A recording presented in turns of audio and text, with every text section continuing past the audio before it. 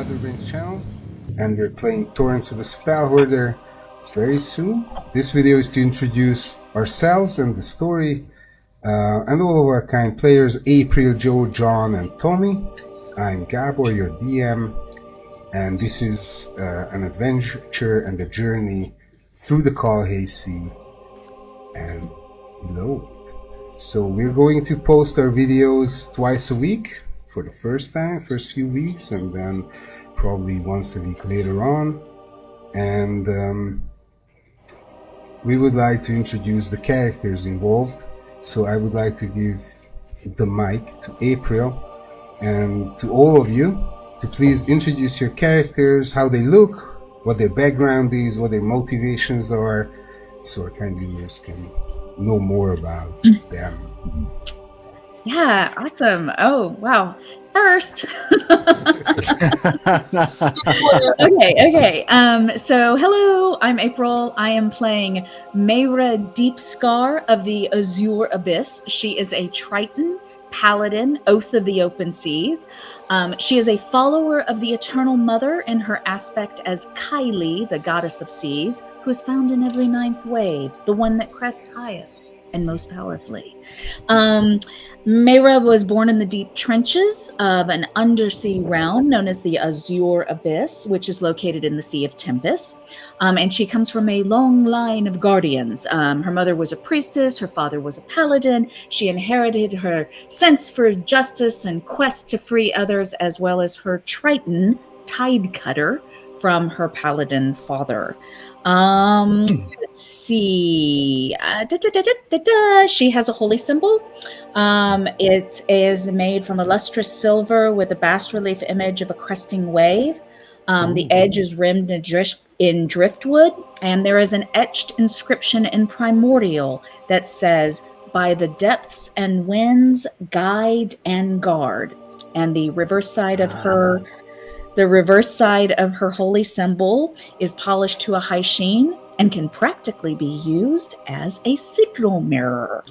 Let's see. She is currently traveling in a having come together with the rest of the group and facing off of some Sahuagin who are terrible sea devils and slave traders and must be combated for the bringing what's the word? Come on, guys, give me a really good word. They're bringing slavery.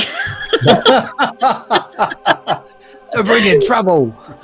So yes, so she is definitely motivated against there, as slavery is a particular abhorrence in her quest to bring freedom and the open waves to all, as slavery inflicts pain and suffering, robs dignity, as well as stealing freedom. Fun fact before I finish with her physical description. Hey guys, I got 5 pages of notes here. Just settle down. Well prepared. Check out my background. Her name's actually. I'm gonna hold that. I'm gonna hold that one, and I think that little fun fact can come out in the course of the game. Oh, nice. Secrets and mysteries already. Let's see. She's just over 5 feet tall. So a upright, imposing figure with aquamarine skin, webbed fingers and toes. She has small luminescent scales highlighting her temples. Her eyes are a very vivid green with a faint glow. She has dark green hair with seafoam highlights. Her ears are slightly finned at the tips. And she has a couple of features. She has a bioluminescent tattoo of a spiral nautilus. It runs the length of her upper right arm across her shoulder and collarbone. And then there are several scars on her body. The deepest and most notable is a series of jagged parallel lines with rough triangular outlines on her left shoulder. It is possibly a series of wounds from blades or teeth that have healed over time, but it now resembles the slash of a shark's fin. Ooh. She puts the bar high. Perfect.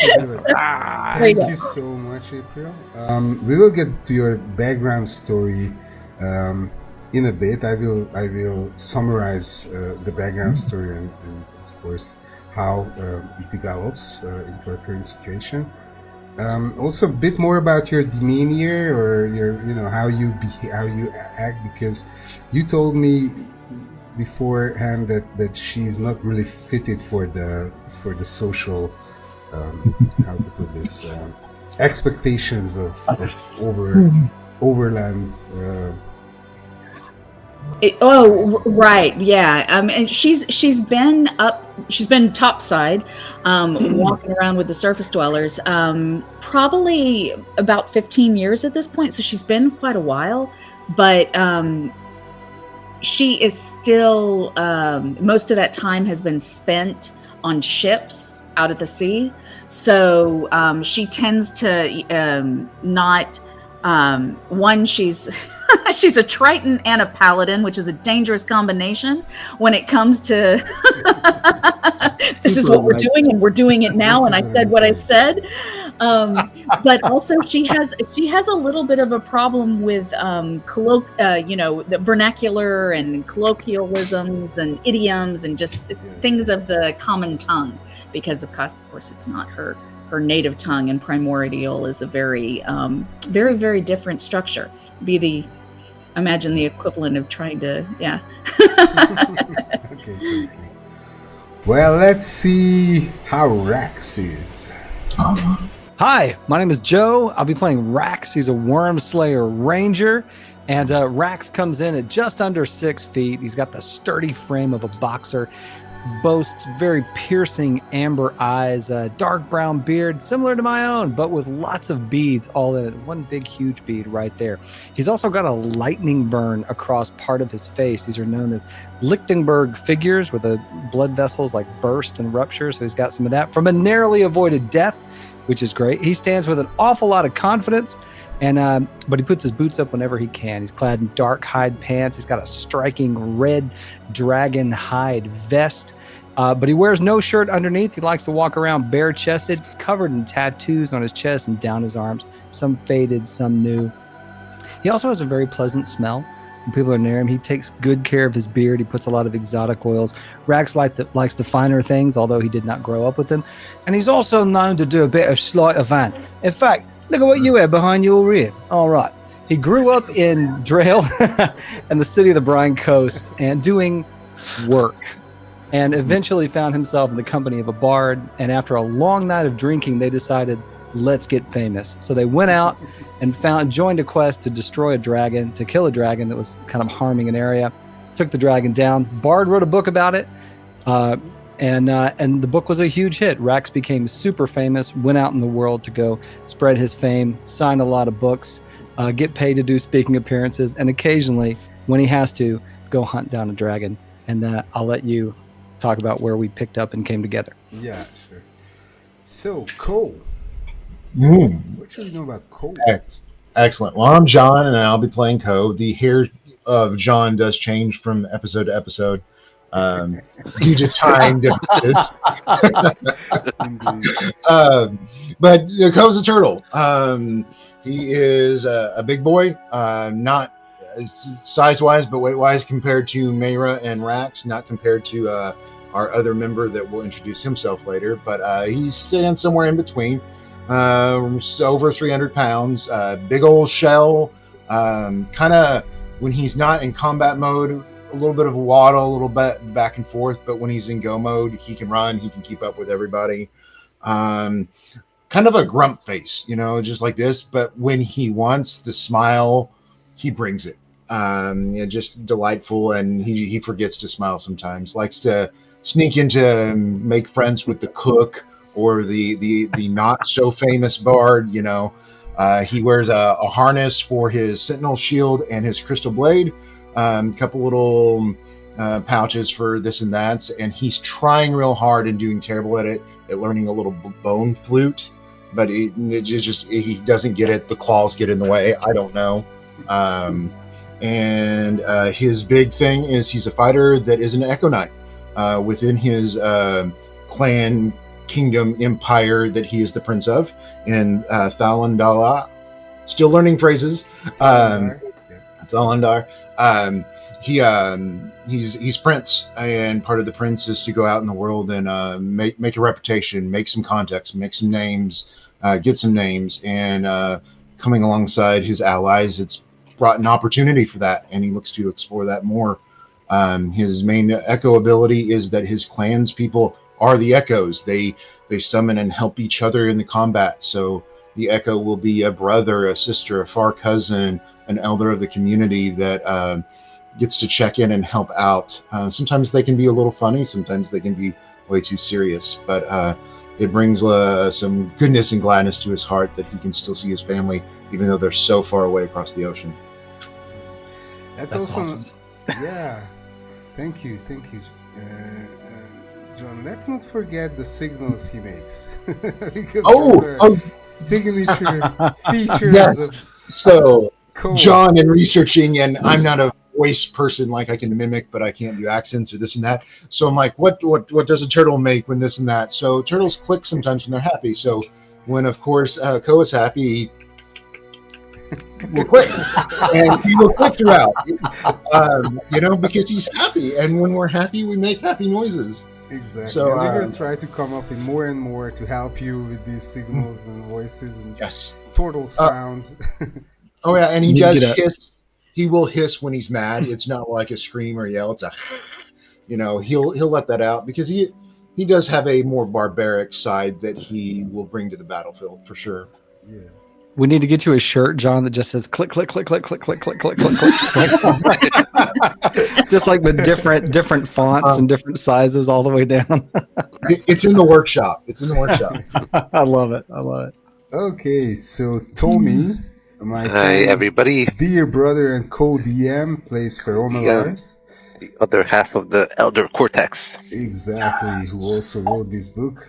We wrote it together. So Tommy jumps in and plays Ferromalars.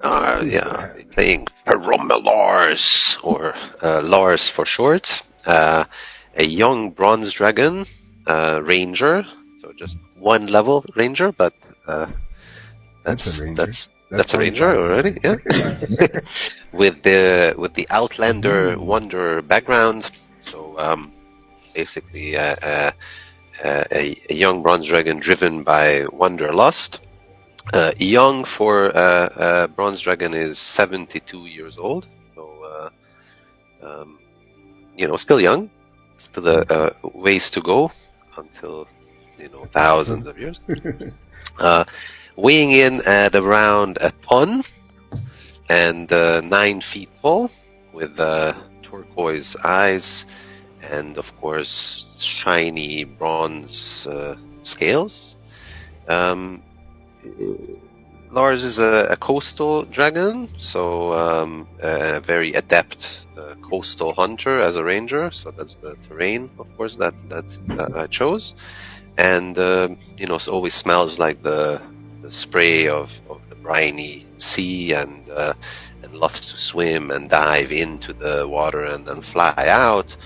Bronze dragons are actually the most sociable of the true dragons, so he enjoys swimming with others and having fun in that sense. Has a very strong sense of justice and fairness, and but also very slow to trust strangers. So of course not the party, but any new people he meets, he's a little bit wary at first and very observant, and likes to gauge people's motivations and spirits or kindness before committing his friendship.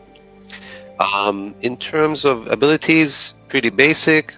He's a dragon, so no need. You know what dragons do: claw, bite. Claw, bite, breath weapon, recharge. Claw, bite.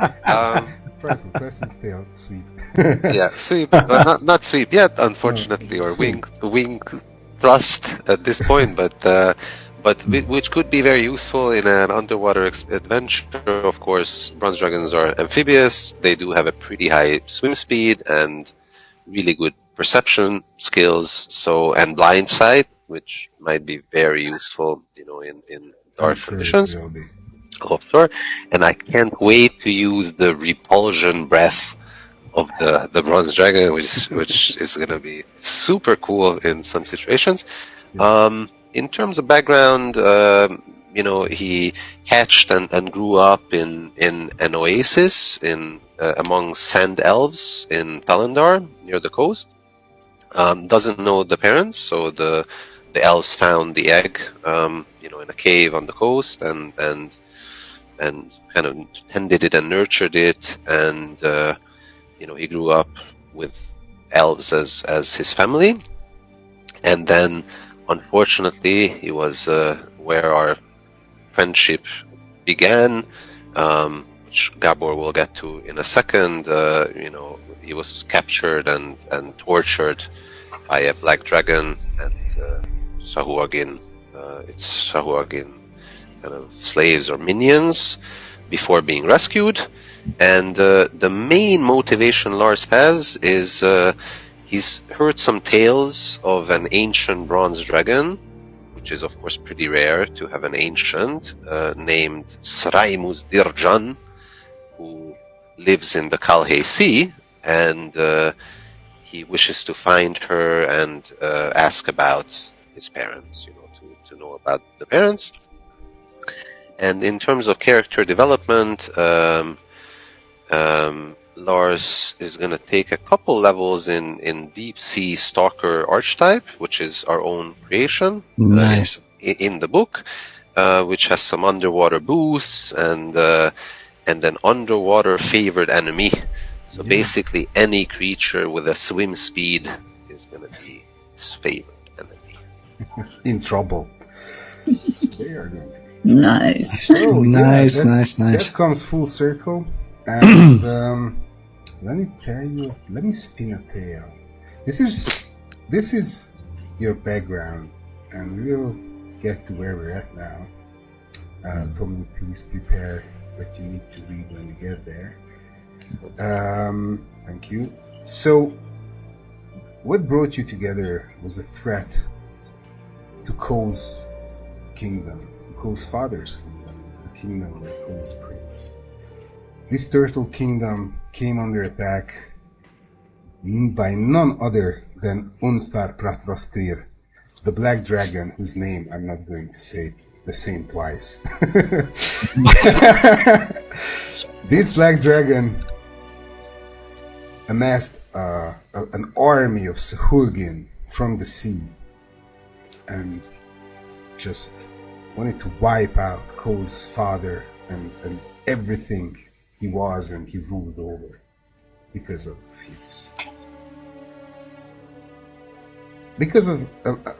a story that actually Cole is not really aware of what happened between the dragon and his father before. So this event started out with Cole resisting and fighting and looking for allies and found Mera in the sea through a series of adventures that they've done together to find out where the Sahulgin live and what the motivations of I'm going to try Unthar Protestir is and what's his name? What's his name again? His name is, I'm telling you, his name is Unthar Protestir. One more time. No. Please don't. Unthar for short. Unthar for short. And what's the background with his father is? What's the secret that needs to be found out? So Mera and Cole banded together and soon they found Rax who was coming to Thalendar for treasure and fame and also most importantly to slay the dragon, which already had made his presence in Drael, where he's from. So You all defeated the dragon and found the poor little bronze dragon in his in captivity. Actually, just not that small, but still very beaten and very in a very bad condition. That was Ferromalars, of course, and all four of you turned out to be heroes of the coasts of Thalandar and of the kingdom of the Turtle, and after you enjoyed all of the fame and what comes with fame and being a hero, and especially Rax enjoyed it a lot, you guys decided to give in to Rax's demands to go back to Trail. He was telling you long tales about his homeland, how beautiful it is, how colorful his country and the Draelish city-states are, and especially his city with the little canals and the huge ports and the ships that dock in there, and also good food and wine and music and fun times to have. And he wanted to invite you home, so having no better way to spend your time and to look for new horizons for Ko and for Mayer as well, you took the long journey to Drael on a ship, and have spent the last few months in Brine Coast, which has come up to your expectations and to the stories that Drax was telling you. You enjoyed it a lot. Mayer can socialize, can try to fit in, and you find it exciting in its variety of new information that it brings you. May it be new card games, to new weapons, to new drinks and food and music and lore and even religion, as you know, as they practice it very differently from your own religion. Rax, of course, was at home, but Ko also could fulfill his dreams of going far and making a name. And you guys met a lot of times, because Rex turned out to be really famous. He was telling you he was famous, but it turns out he's really famous in Brine Coast, and he has good connections, and he has an access to Lord Captain Samuel Drael's person and palace, where you've been invited a couple of times, where he as a traveler and sea captain of his own right befriended Mera and befriended Ko along with Ferromalars, and you shared tales. He was very intrigued about your story and everything you could tell about Thalandar, which was discovered by a Draelish noble hundreds of years ago, but still, fresh information from a land so far away. And he thanked you, Rax, many times for bringing these people here. And also, you had a book written, The New Adventures of Rax in Thalandar. And Ferromalars, you never saw a place like this before. And this was, from the sand dunes to a busy city. It was all, again, for you, excitement and it had beautiful coasts to hunt. One day, you're invited to the Lord's palace again, which is a modest villa, I would rather say, on the coast, on a hilly side of the city, overseeing the ports and the streets and the canals of Brine Coast. And when he greets you, he presents you with the fantastic dinner and invites you over, and the sun sets, and he tells you about the Isles of Santaros, a land far, far away on the Kalhei Sea.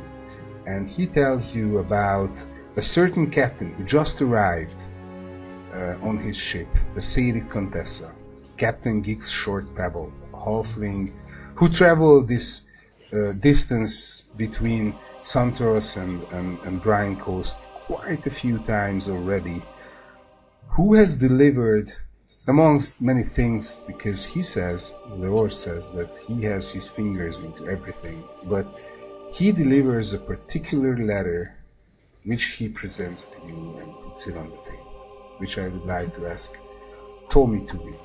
He adds that this is from Lord Rinavaram Shatterwind, one of the ancient houses, as they call themselves, one of the 6 ruling council members and clans of Santrosian half-dragon nobles.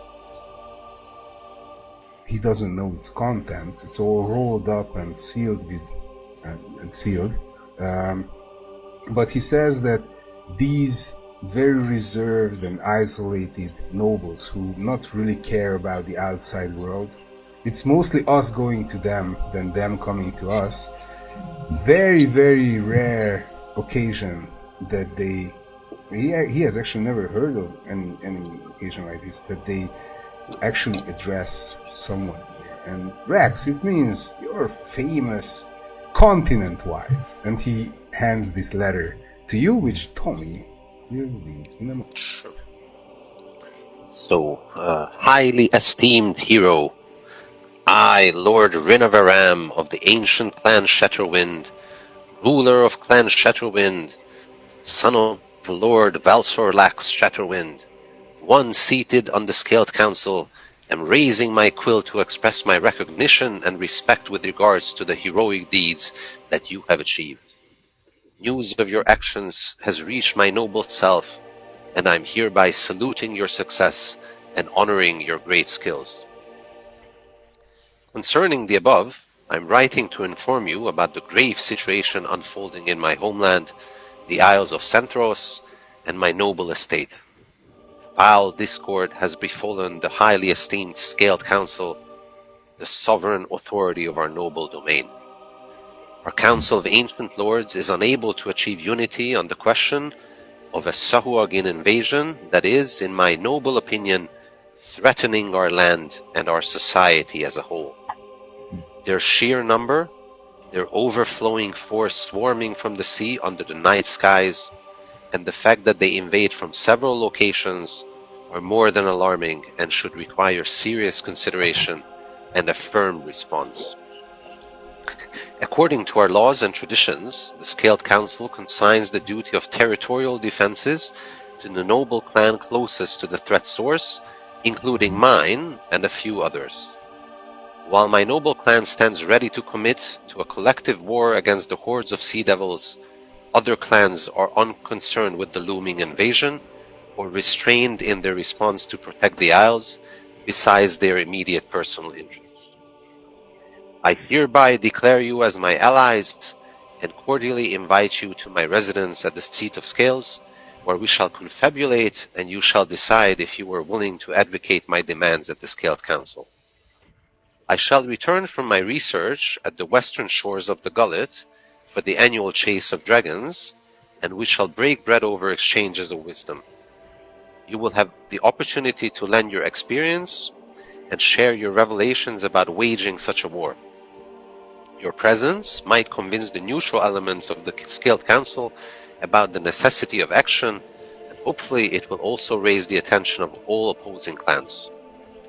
I also hereby offer each of you 10,000 gold pieces worth of precious gemstones from the vaults of Clan Shatterwind, in the case you would be able to facilitate consent within the Scaled Council on thwarting or crushing the Sahuagin invasion in unity, as our laws rightfully demand in such a situation. May the gift of Centros elevate us and grant us wisdom and strength to defend our rightful lands. I wish you a pleasant journey over the Kaihai Sea. With high prospects and regards, Lord Rinavaram Shatterwind. So it's a quite long letter, and there's a lot involved. When the Lord listens to its content, he explains a few, adds a few information that might be of interest. Most notably that the voyage is a 6-week voyage, and that the seas are under the threat of Morgar, the Kraken. which he knows to be a very powerful wizard of some sort. He's not really aware of its actual wizardry powers. But this creature and monster, Mara has heard this name before and has known about earlier. She has knowledge of Morgar. He tells you that Gix Shortpebble has traveled the seas between Santoros and Brine Coast several times that he's aware of. So he's a proven sea captain who can make this distance without harm and somehow evade Morgar on the sea. He trusts that this will happen again. He's ready to. You have a lot of questions, and you had a lot of questions, and he answered all of those. How to prepare and what he knows about Gix. Again, he just says that he seems to be a bit of a shady figure, very loud mouth, but he ensures you that if he's in a he's probably dedicated to take you there. He's being paid by Clan Shatterwind, and he will step up to his word and do his job there. He gives you all the help you need, and very soon, with all your questions answered and all your gear packed up, in a couple of days, you find yourself on the Sati Contessa, with all the guests and all the sailors and Captain Gix Shortpebble and his first mate, the half storm giant Jade Storm, who will be for a few weeks your companions on the sea. I would like to ask your thoughts about and your expectations about the voyage itself and the letter, and we will continue, and we will, in the next episode, we will continue straight from the ship before the voyage starts, so you can meet everybody, you can see the ship, you can see all the guests and all the crew. But before that, I would like to ask you how your characters feel about how they relate to this event. So, Mayor, April, please. Let's go! Let's go. Ship, good. Sea, good. Even better. Morgar will take care of it. Let's go. Right. Yeah. I think the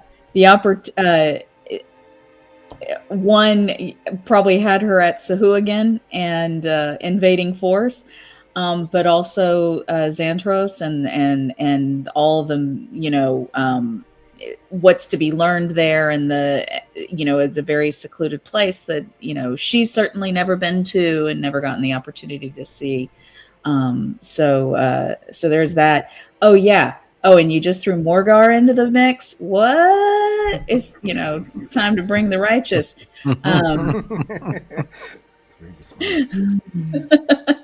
Yeah.